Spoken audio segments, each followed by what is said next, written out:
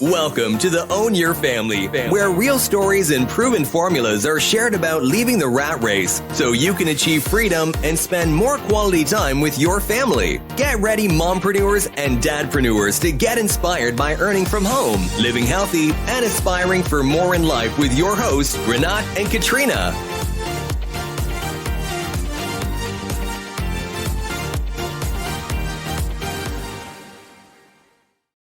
Hi, welcome to Own Your Family. It's Katrina, and in this episode, we have a very interesting and timely subject to talk about, and that is building green and sustainable businesses. Why is that? The more and more companies and even startup entrepreneurs are turning on towards a more sustainable of doing businesses. So joining me today is an ethical entrepreneur and a team productivity coach for sustainable organizations and freelance collectives. She has worked in around 35 startup environments, and most of them in a male heavy environment. She also speaks 5 languages and have lived and worked in multicultural teams in several Eastern and Western countries.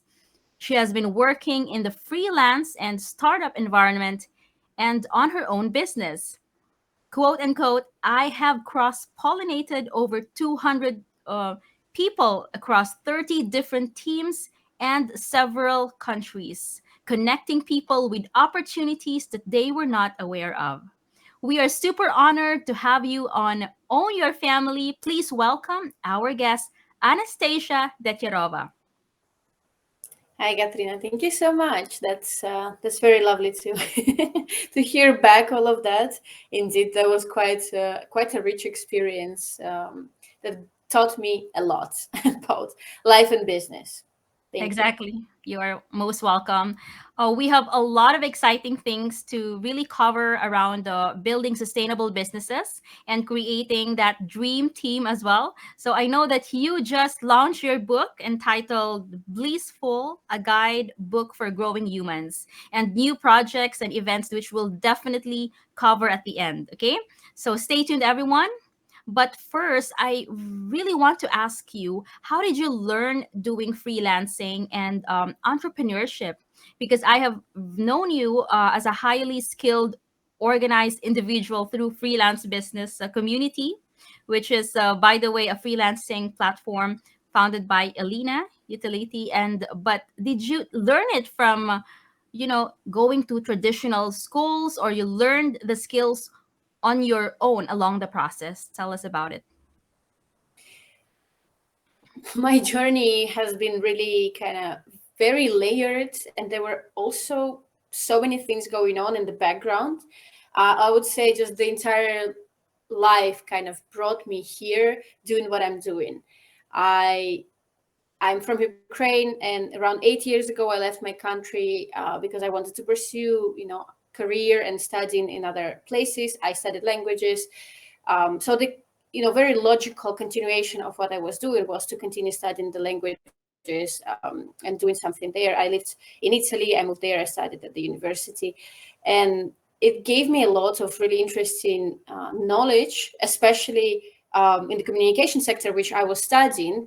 What I learned was that what I'm studying at the university is not really what is going on in the real world, because I was working in parallel in the sector already, and I had to figure out how to keep doing what I wanted to do, how to keep working in this sector, even if my studying was not really supporting that.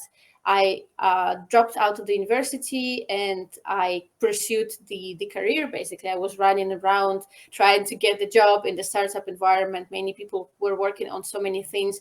This is where I had my hands on many projects and had to learn skills really fast. All the marketing skills, communication skills, content skills. I was studying a lot on my own, and I was practicing right away with the businesses, with the projects I was involved in. Event space as well was really something that I loved working in, because I love talking to people, I love organizing people, I love being around people, I love providing the value to them, and I found myself really in this kind of healthy environment of just exchange, this healthy exchange between the value that I want to provide and what I'm getting out of it. I eventually moved to Belgium. I lived there for 3 years, got involved in the startup environment, in the publishing environment, got to meet Elena as well, who was building the community of the freelance entrepreneurs, solopreneurs. And then I left Belgium because of life, challenges and things that were happening there. And in the process, I started working remotely as well. My, I would call long-term freelance, kind of project employer. It's been a project. It was a project that lasted over 4 years, almost 5 years, back in Belgium. The nature of it really required me to be self-organized and more of a freelancer type of collaborator. And this is when I started being a freelancer. But in a really long-term project. The same happened with Elena when we started working with her. Then I got my hands on some projects here freelancing. So basically it was in a way very organic. It really was just my life building around the work, or the work building around my life. There was no specific idea or no specific decision for me to, okay, I'm going freelance because this is the best for me. It was more just the market around me, right? The project market, the work market around me evolved in a way, or at least it was like that in Belgium. And I felt comfortable in that. Actually, I appreciated a lot of the flexibility. I appreciated self-management, self-leadership, paying attention to how you are, making your invoices and tax paying, and all of that really taught me quite invaluable lessons, because I made a bunch of mistakes there as well. And now I can be quite knowledgeable in what other countries really want from the, your freelance work, what kind of documents they need, what kind of contracts, what kind of invoicing and taxation. Actually have a bunch of experience with several countries. I had a company in Italy as well. And now as I live in Bulgaria, I have a company here. Actually a couple of companies, and all of that is all teaching me a lot how to run a business more on a practical level, and how to build connections with people so that you can run your business really much long term. And this is where the sustainability sector is coming in. Right. Wow, that's pretty interesting to hear from you, Anna, that you all learned these things pretty much from your experiences working as freelancer. Because a lot of people, like I was before, I always had that knowledge, that thought that you have to learn skills for your job in the future from traditional schools. And that's really good, comforting to know that we can also learn it on our own and from our experiences with our jobs. And so I would like to also really know as well, when you talking about entrepreneurial side, could you share with us your journey, and how did you actually transition to training people build sustainable teams? Is this what you're doing now? Yes. It's also in a way an organic transition. It's been slow. It hasn't been like, okay, today I'm doing that. It's like a click, and it happened. Many things really had to align, and mainly in my head, mainly as my mindset, to be ready for this, to decide to take on this challenge. As I said, have been more like part of the teams and working with other people and supporting the leaders and being a freelancer in a collective. And that was extremely rewarding. It has been beautiful, great journey. I had to test so many skills, from project management to content management to people management. Everything was quite challenging, but challenging enough for me to learn and not to get overwhelmed. And I've been building my confidence like that, block by block, to think, well, I actually want to build something of my own, something that would really reflect the values that I have as a business, as a person, as a leader, and also something that could benefit more people, because I've been involved in long-term projects. And whereas this gives me a door, to influence a lot of people. We're talking about like 50,000 people plus in the various projects that I've been involved in. It also is, about a mission that was created by someone else.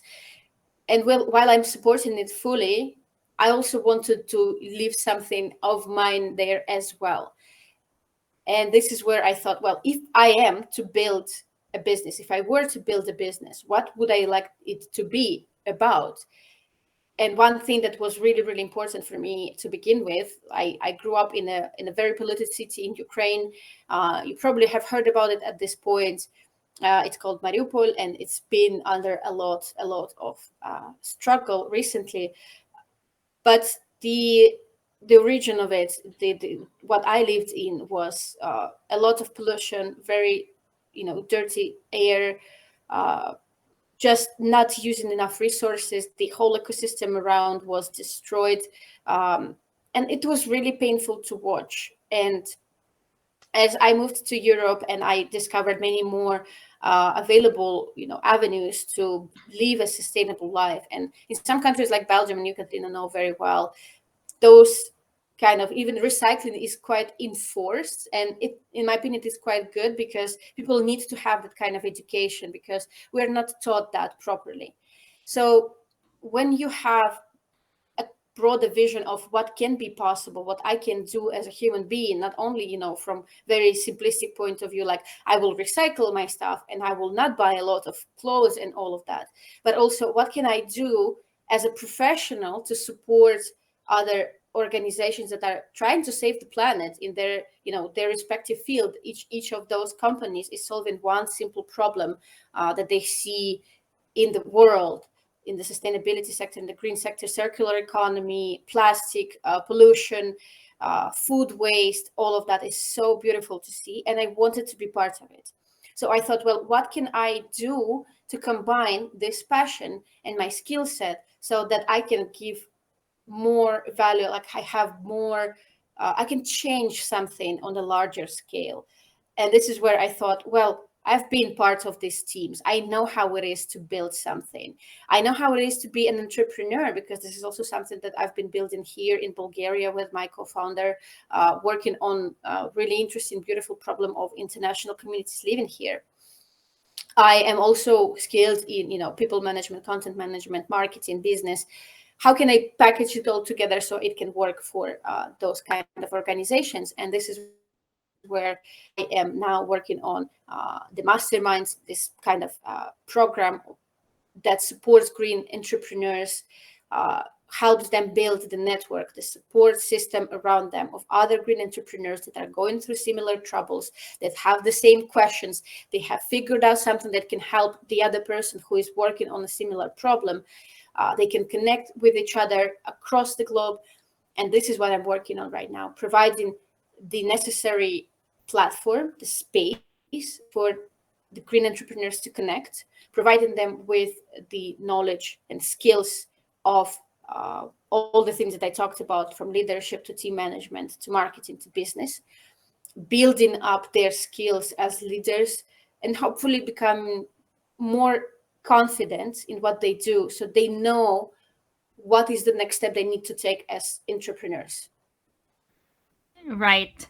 Wow. So you're just perfectly right on time, Anna, because like you said, you have the right skills. At the same time, you also came from a background in Ukraine where you've seen right in front of you how environment had been damaged. And so it's just like in a one perfect package, just on time. But also, of course, you want to give value. You wanted to give back to, give solution to the problem, of course.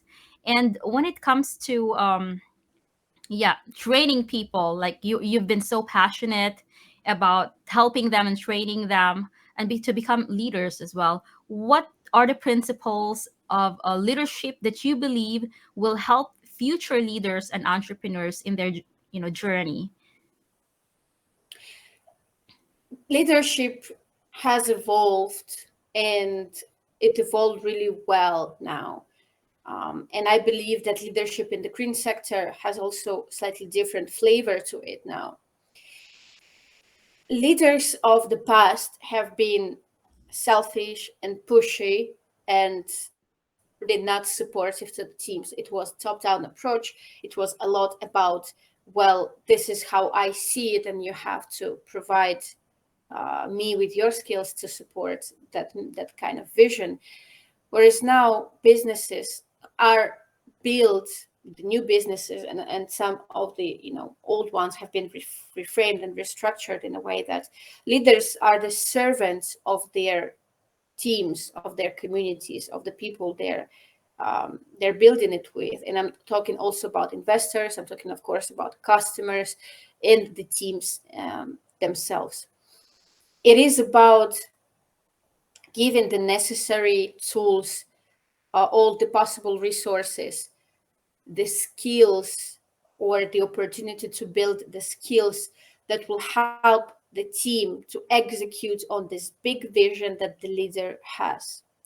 The leader or the founder, the visionary, depending on the structure of the company, there is someone who has this big vision that is quite challenging, and it's stretching people, and it is giving them the North Star to follow.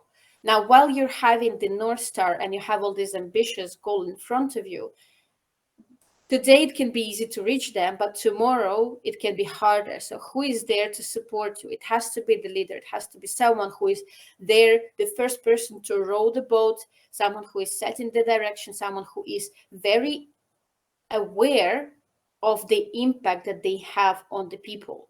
So those are the leaders that are very aware about how to talk to people, how to motivate them, how to motivate this person this way so they can do this thing, and the other person who needs completely different thing, completely different kind of motivation to do completely different kind of job, what kind of things to tell them, what kind of resources to support them with, how to be emotionally available for the team members that are struggling, or even the ones that are succeeding, how to both encourage them and challenge them enough so they don't get distracted by the success, that meaning like the small success they have. Those are extremely important. And leaders, they have this unique role of coaches, of mentors, of teachers, and they also have to take all the responsibility. My opinion on communication and this kind of radical responsibility, as many people call it, is that when people don't understand you, it is your responsibility, your fault in a way, because you didn't communicate properly. You didn't take into account all the different things that people needed to hear and to know when you were communicating those things. And it's all about, well, what kind of person would you like to be as a leader? And I see it also, which can be really interesting for your listeners as well, that leadership of today, it is a lot about like parenting. It's a lot like taking the responsibility, taking the, give the security, but also provide enough freedom. It's also about, giving these kind of tasks and responsibilities to the team so they can grow without you doing everything and basically disabling them, not letting them learn things, not letting them live their life, in this case professional life, right? It's all about how can I be your best supporter here, as your boss, as your leader, as the CEO, as your manager. How can I give you everything you need so you can help me reach my goal? And why is it extremely important in the sustainability sector? Well, because the sustainability sector in a way is already a disruptor to everything that has been done before, right? We are trying to solve things that went wrong. We are trying to help the planet heal and get back to the original, point of its living, of its creation. How can we make sure that we don't make it worse even in the process?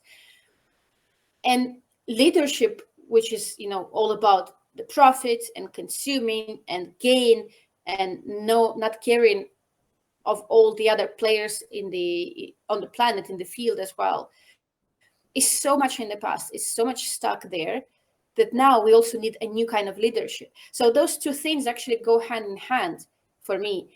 leadership that is about serving the people, and your business, which is about serving the people and the planet. It's very logical for me to be, to have this connection point, and for the green entrepreneurs to adopt a mindset of service and support towards the people, and also towards their customers, the business that they're working on. Wow. It's really interesting when you made a comparison between the parents and the leaders. So they're pretty much alike in a way that they can impose some rules or some things for their subordinates or for parents for children, but there's also a limitation in it, and that you also allow them to be creative and to learn on their own. But is this something that you also teach on in your events, or in your business, like Yes, helping people absolutely. becoming? So you help. Absolutely. All right. So you're really helping them becoming a leader. Leaders in their sector. I hope so. I hope that what I'm doing really helps them to get to that kind of mindset and that space, mental space. Um, because as I said, I think it is really important right now to shift the mindset also about not only the business itself and how we do business, but also how we lead the business and what kind of people we are to lead that kind of business. Right. I think it is very important because I think that with leaders they can see the whole big picture, and sometimes when you are just doing one thing, let's say in this area department, you only see a little thing, and that's so much different when you start seeing the bigger picture. I think personally you will work harmoniously and much better in a better way. So indeed, that's very very interesting what you're doing, Anna. And so also with another subject that I'm going to cover, I wanted to touch up is, things have really changed over the past couple of years since, the first lockdown happened. And more and more people are, starting launching their businesses. What are the tips that you can give to them or to those people so that they can effectively communicate their business value and magic, especially to their target market? I love this question because it is indeed as well a lot about kind of changing the mindset. We talked a bit about it already with being the leader that is there to support the people around it. And again, we're talking about team, like leader and the team is a direct link, but I'm talking also about the market and the customers, potential customers as well. You, in a way, as a leader of the company that is providing a solution to the market, you can become a thought leader, right? You can become someone who is influencing the way the market is going and what kind of things the market is willing to see or they want to see. When we are talking about and again, in the context of sustainable businesses, this is where I am putting my focus right now, but it can be, of course, valid for many other businesses. You're doing something which is very, very valuable. It has a lot of weight, and it has so much potential to really make things different right now. And this is a very important thing for people to know. They need to know what you're working on and what is the mission, what you're struggling with, even, so they can support you. Because when we have the business that operates in line with the values of support and care and kindness, then it is only valid to support your customers this way and to help them become, in a way, better consumers or better service consumers as well.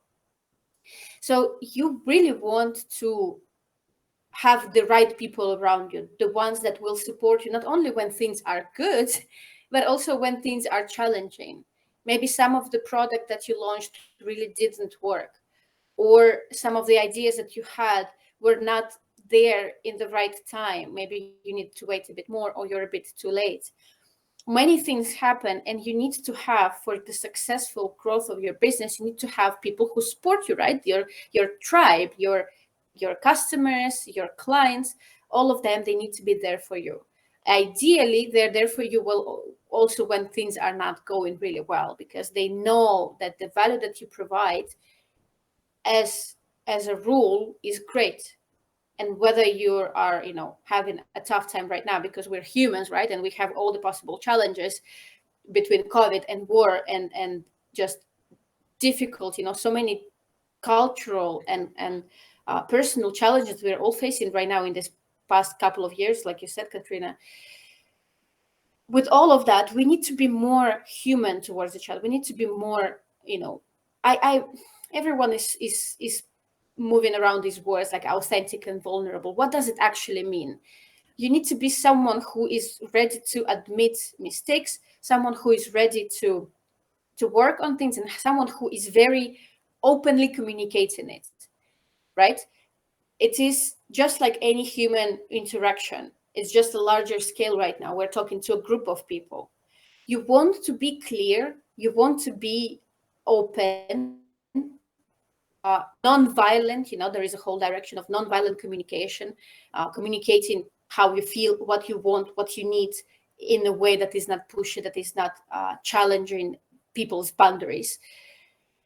There is so much in it, and you can learn, you can study the whole communication area and psychology of business, psychology of communication, psychology of marketing for years and decades, all your life, and you will always have something new to learn. But what is the most important thing is to operate in all of the things that you do, from the point of view of, well, I am here trying to solve this problem in the best possible way I can right now. Sometimes it's not the best, sometimes it's not my maximum, but it is the best I can do right now. How can I communicate it to the people that I work with so they understand that what we're doing here is important and what we're doing here is valuable? And sometimes it's not going to be the best, but we're doing our best. And this is where the leaders, they communicate their value to the team. They communicate their value to the partners they work with investors, to the customers as well.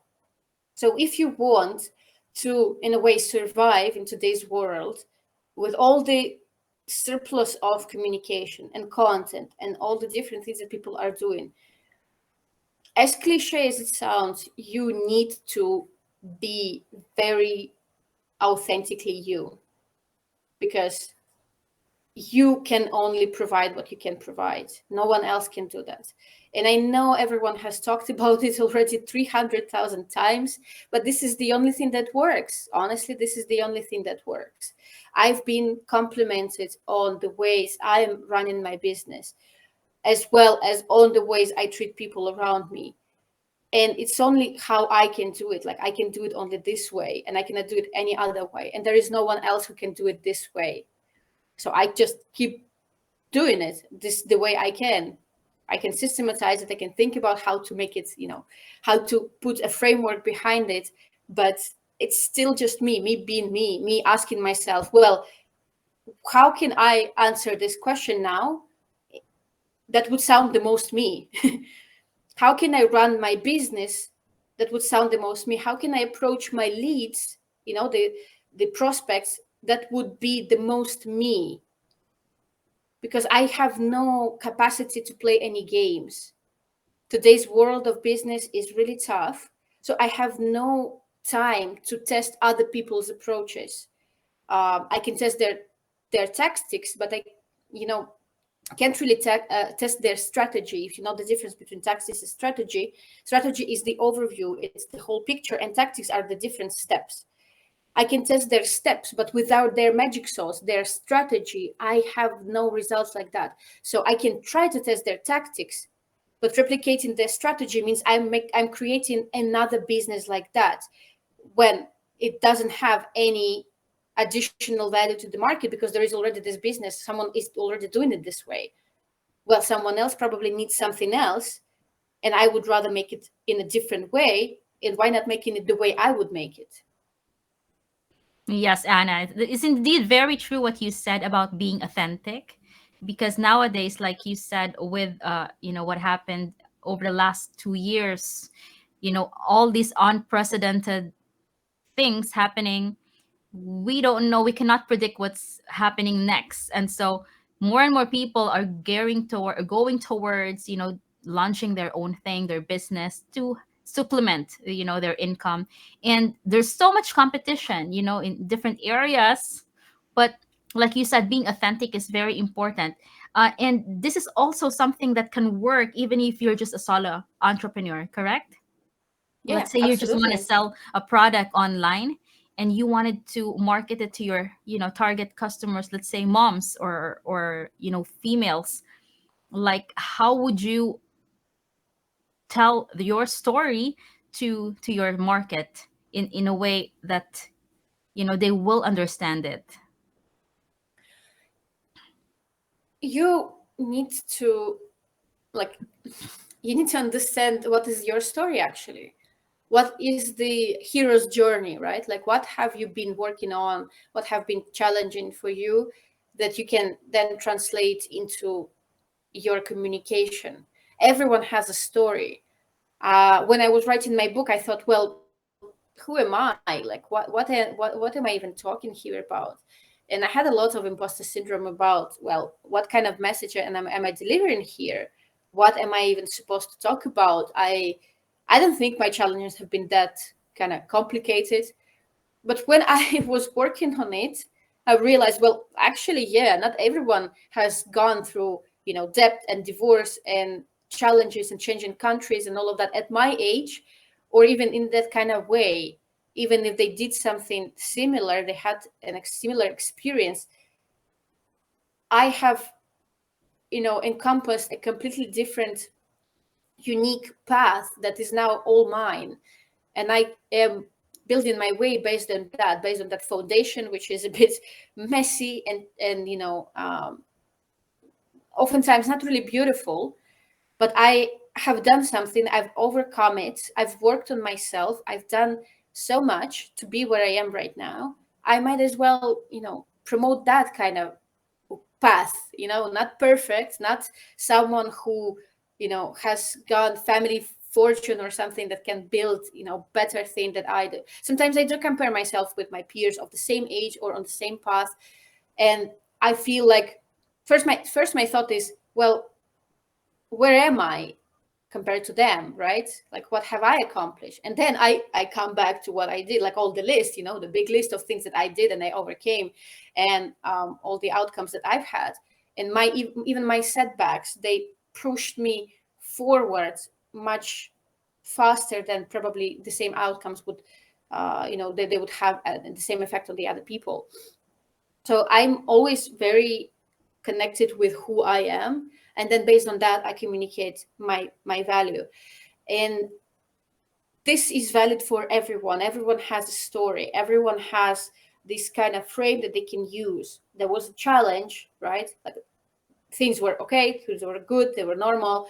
Then something happens, right? A challenge. I'm called to solve a challenge in my life. Or sometimes it's just about, you have a challenge and you have no choice than by like solving it. You have to figure it out. Someone is helping you, because inevitably there will be someone who helps you. It can be advisor, it can be a friend, it can be your partner, it can be anyone who is there to support you, just tell you, just hold tight, you will make it, I know it, you can make it, because we need that kind of support. And then you're overcoming this challenge and you're growing and you're better, you're bigger than before, and maybe you even came back to the same state, but now you're new and you're fresh, and you have acquired some interesting experience that you can share. And even if people have all these polished and beautiful profiles on their social media or their LinkedIn specifically, everyone has had some challenges. And you can connect with people only through similar things. This is what the whole concept of tribe is about. You have common joint life, and you don't have to be in the same place, you don't have to be working in the same sector, but you can just have similar life experiences, life challenges, such as working moms, right? Or such as entrepreneurs in the green sector, or such as Ukrainian, refugees that are fleeing the war right now. Everyone, they come from all different backgrounds, but there are many things that are connecting them.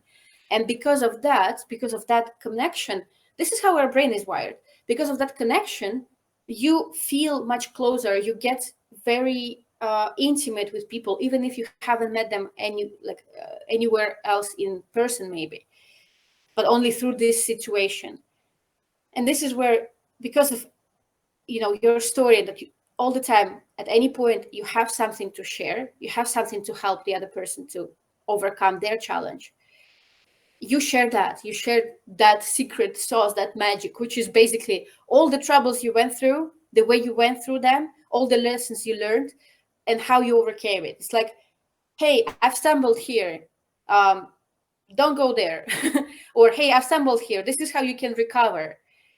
It's really interesting that we really are connecting on more on the level of challenges and struggles and this kind of joint experience rather than the success. I would connect more with you, Katrina, knowing that you've been working really relentlessly on your business and going through, challenges and making mistakes and having troubles, than if you said, well, I'm this amazing entrepreneur, I have it all figured out, I've managed to make like 300,000 millions in one day, all of that, I can, cheer for you, cool, good for you, but I will not be able to connect with you, right? Right. So this is where we're bringing this kind of, the magic sauce, the magic that we have is just us being humans. Right.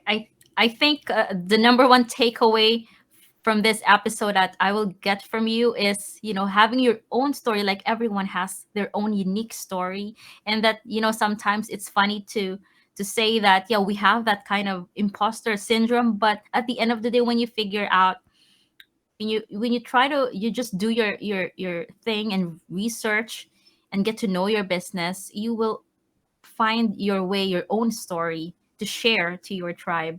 And it's really nice to hear that also, when you said about telling your challenges with your tribe, with your peers, because we can say that we are indeed, yeah, successful, but it's not relatable. A lot of people are having challenges, and they're looking for solutions. And indeed, it's comforting to know it. Yeah, there are people, mentors, who are there to help each other. Yeah, absolutely. And it's just if you think about it for a second, what kind of narrative do you have in your head? Even if you're a very confident person, if you're very sure about what you're doing, the narrative is most of the time nervous and worried, and you think about so many things in your head. Imagine if you are a person who is just starting out. Imagine if you're an entrepreneur who just has this small business and a small team, and they need to take care of everything, the payroll and making sure that there are clients and the marketing is in place and sales are done, and they are doing all of that. What kind of internal dialogue do they have in their head? It's like all the time. So I'm just going to connect with other people who have the same in their head, rather than someone who is telling me, well, it's all so easy, come on, just work hard, work harder than you are.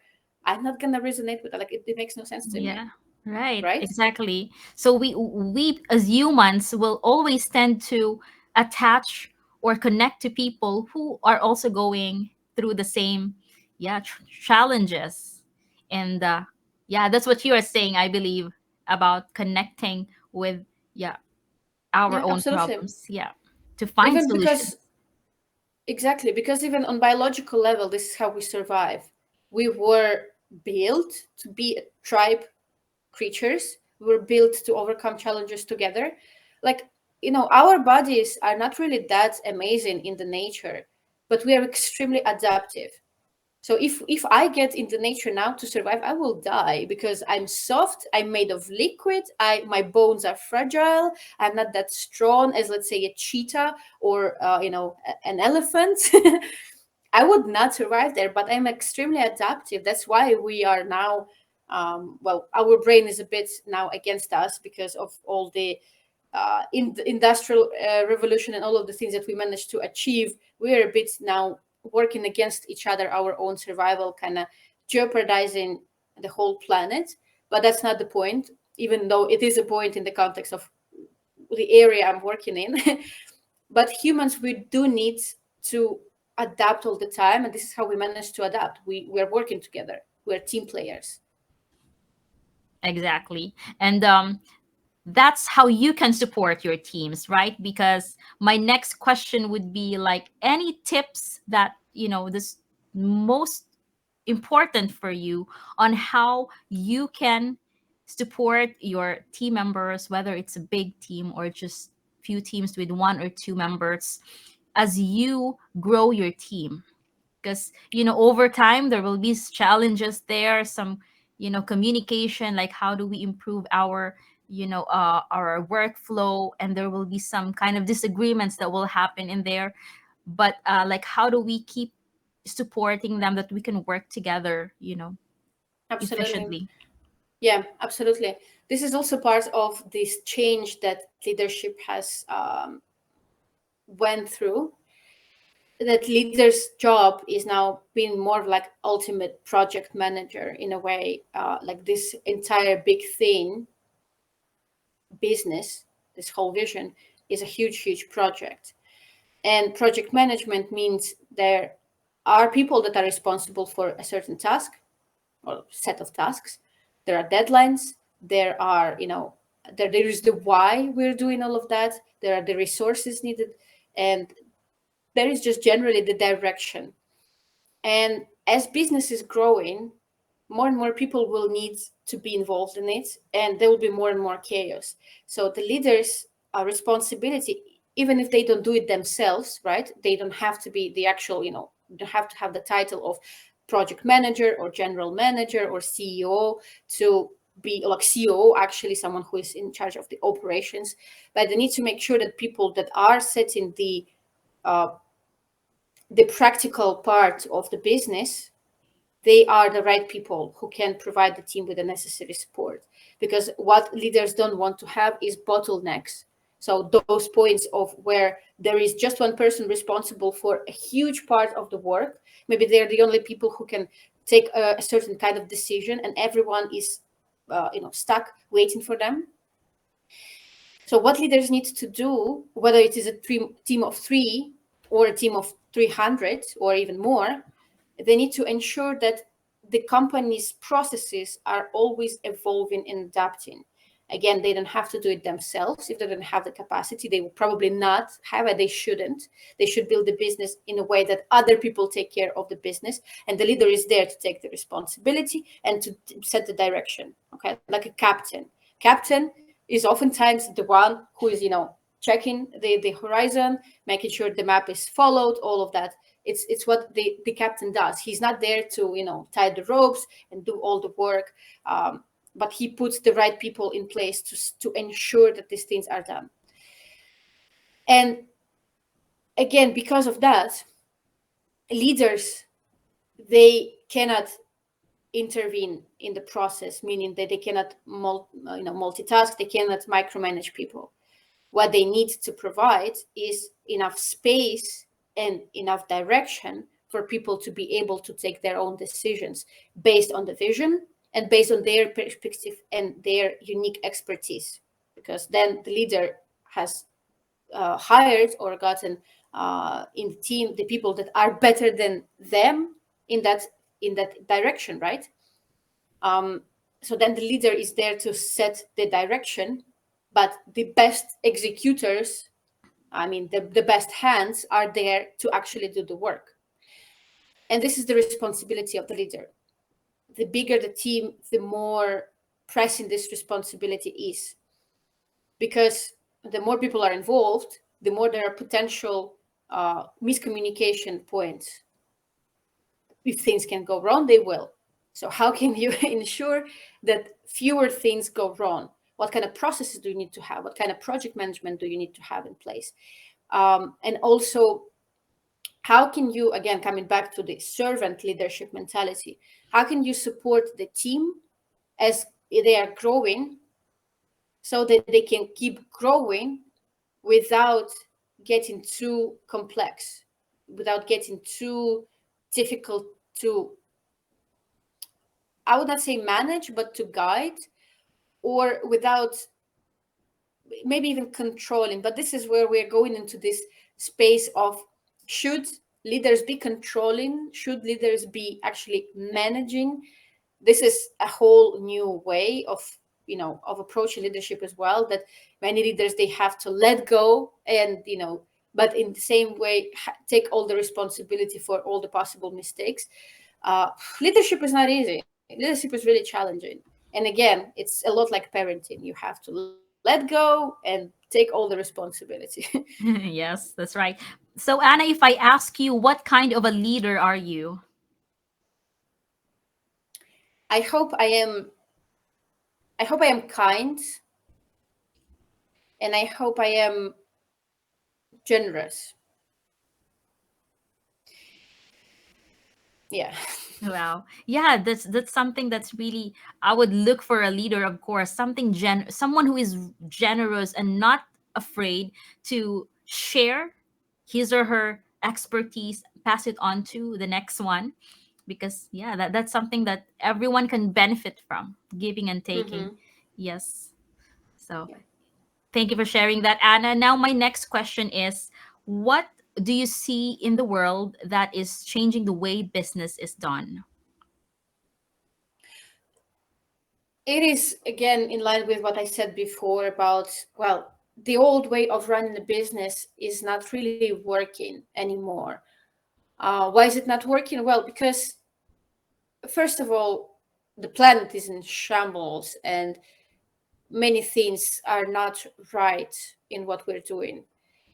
People also have really bad um, feeling about businesses right now, and we need to work a lot on, fixing the image of entrepreneurs as well, as someone who are not there only to get all the money in their pockets, but it's someone who is there to solve the problems.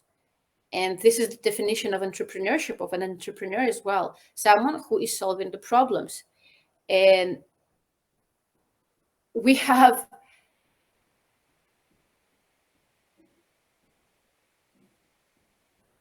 it's quite sad towards people offering their services and providing the opportunity and being there to support you, as someone who is trying to get something from you, who's trying to sell you something, push you something, which is quite sad to me. But of course, what can you do with that? You can just work on fixing it bit by bit.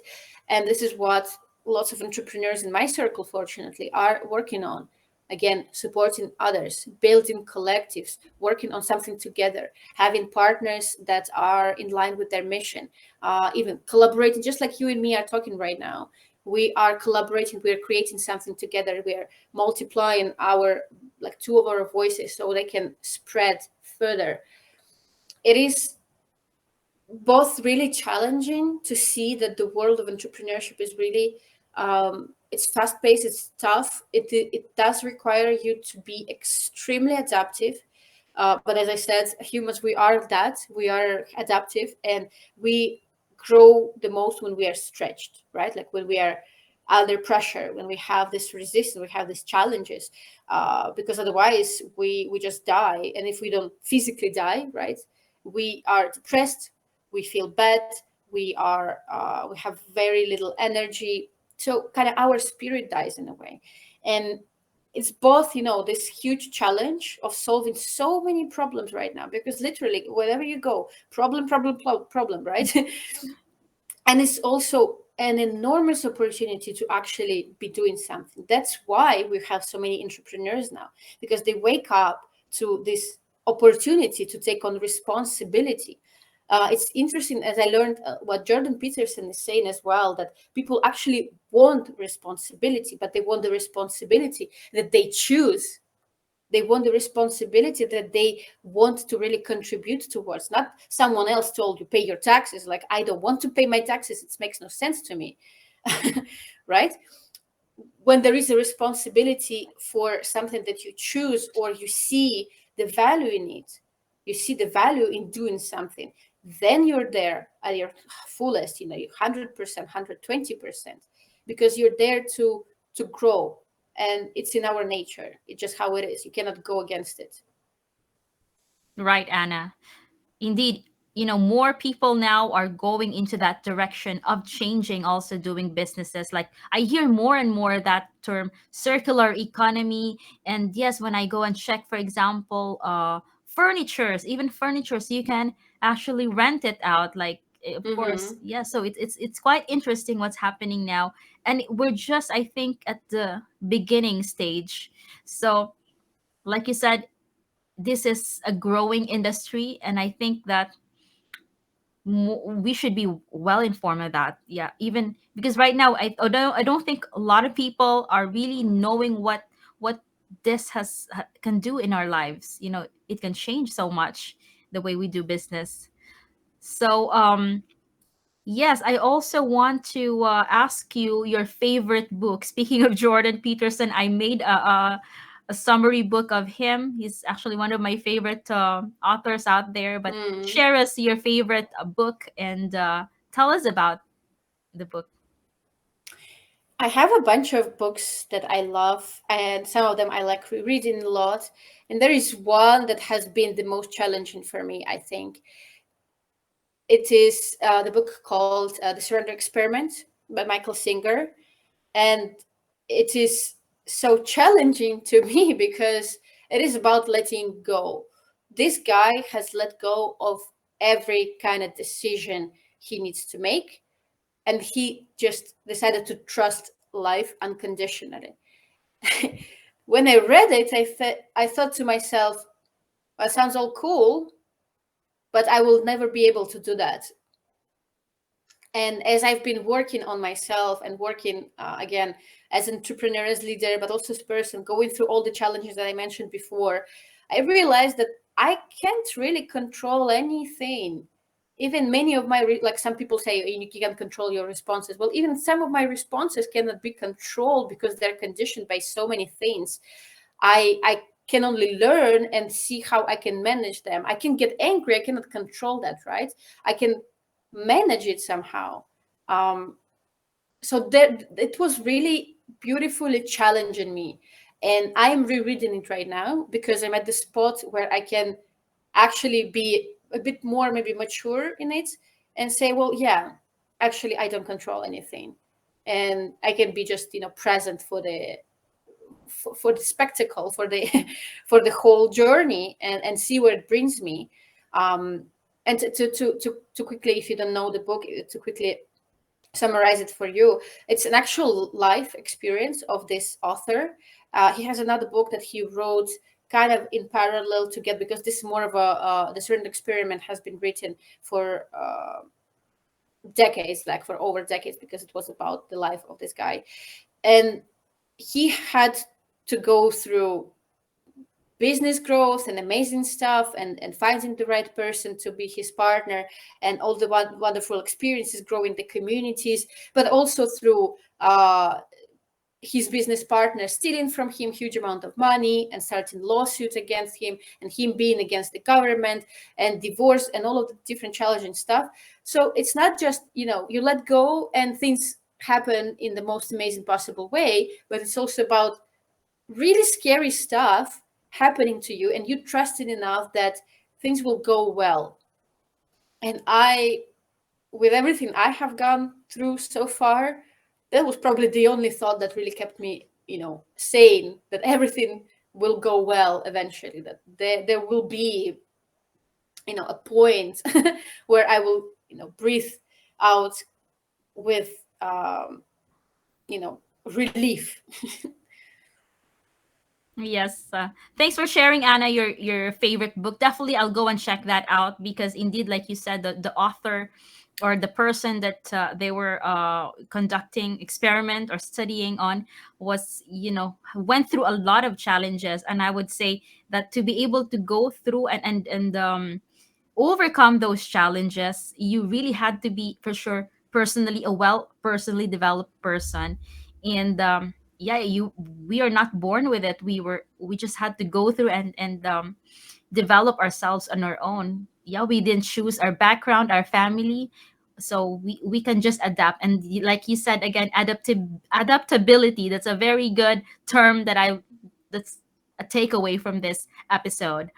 So going back to your events and your future projects, can you share us, where can we exactly find you? Where can we check your next events? And of course, your new book that just came out, Blissful, a guidebook for growing humans. Tell us more about it.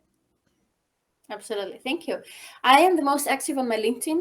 So this is where I post daily content, videos, some of the reflection points. I create events there. My event is one of the events that I'm running is tomorrow, but I don't think that we will have this episode out in time. Where I'm talking about leadership and team management and servant leadership, all of the things that we talked about today. Those are like workshops, brief workshops where we are discussing points, and then we have time to have some questions.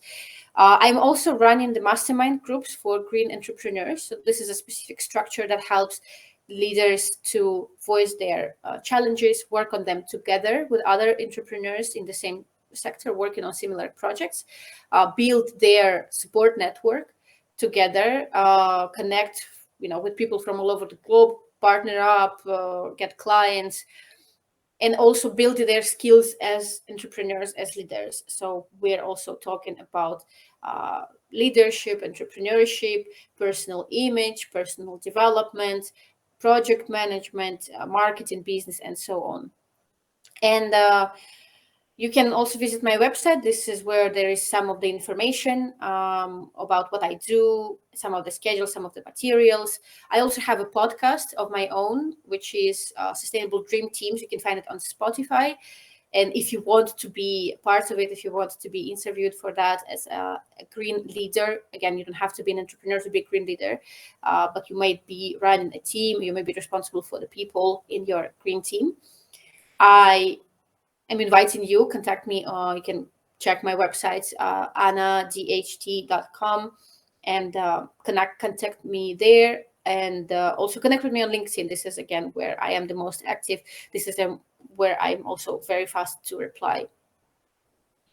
There you go. Thank you so much, Anna, for sharing with us your projects, your book, and what your knowledge mainly about sustainable building sustainable teams and green projects. So that's so much valuable. And as well, looking forward to have you back on the show. It's great to know that you're also having your own podcast. So we'll definitely go and share that to our viewers as well, where they can get in touch with you. Thanks for listening. Join our online family by signing up for your free account at www.ownyourfamily.com and begin your journey to freedom. Want to get there faster? Book a strategy call with us at ownyourfamily.com/book a call. As always, be sure to leave a rating and subscribe to our podcast and channel so you never miss a future episode.